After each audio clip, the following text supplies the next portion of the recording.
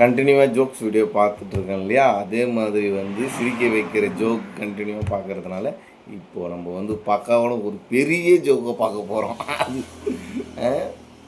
First சிரி அப்படின்ற ஒரு joke. அது ஒரு மனநல மருத்துவமனை.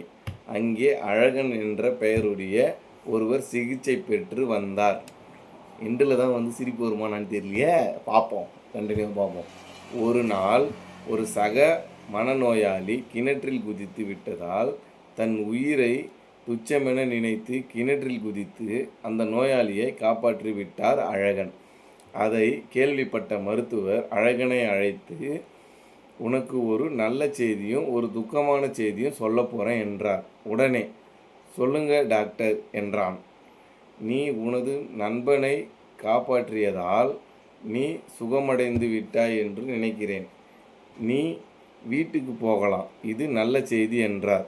பிறகு துக்கமான செய்தி, நீ கிணற்றில் குதித்து காப்பாற்றிய உன் நண்பன் தூக்கு போட்டு தற்கொலை செய்து கொண்டான் என்று டாக்டர் சொல்லி முடிந்ததும் அழகன் ஆர்வமுடன் சொன்னான், டாக்டர், அவன் சாகவில்லை.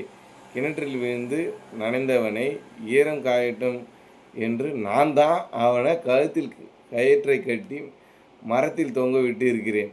ஈரம் காய்ந்ததும் அடா பாவி, கயிற்றுல கயிற்று இது நீ காப்பாற்றாமே இருந்திருக்கலாம்டா. ஈரம் காய்ந்ததும் அவன் சுகமாகி விடுவான் என்றான்.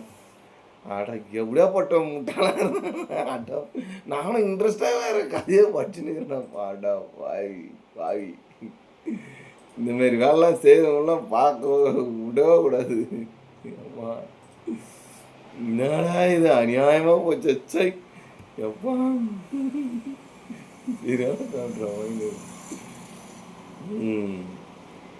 அதே மாதிரி லென்த்தாக இருந்தாலே கொஞ்சம் நல்லா இருக்குதுல்ல, நல்லா இது படிக்க இன்ட்ரெஸ்டாக. இப்போ நம்ம அடுத்த ஜோக் பார்க்கலாம்.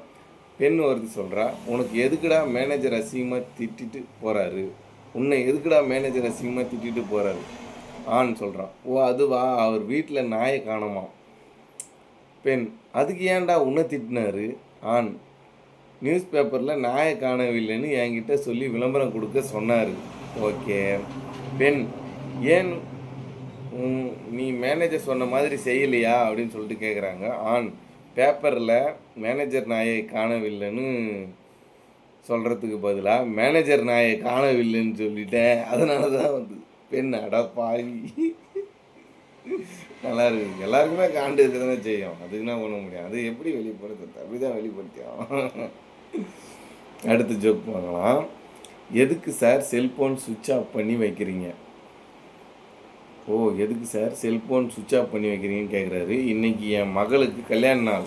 என் மருமக எனக்கு கால் பண்ணி அசியசியமாக திட்டுவான். டெஃபனத்தை திட்டு தான் செய்வான். கல்யாணம் பண்ண மருமக எல்லாம் டெஃபனட்டாக அசியசியமாக திட்டு தான் செய்வாங்க. ஏன்னா அவன் பொண்டாட்டி பண்ணுற வேலை அப்படியாப்பட்டு தான் இருக்கும். அடுத்த ஜோக் பார்க்கலாம்.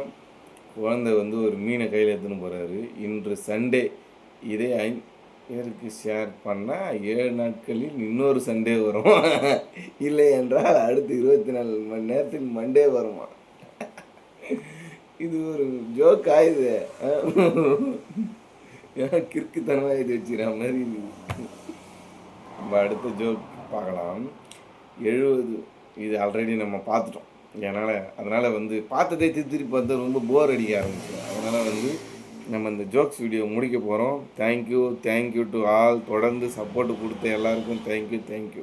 இந்த ஜோக் வீடியோ கண்டிப்பாக பயங்கரமாக போகணும்னு நினைக்கிறேன். Thank you to all. பாய்.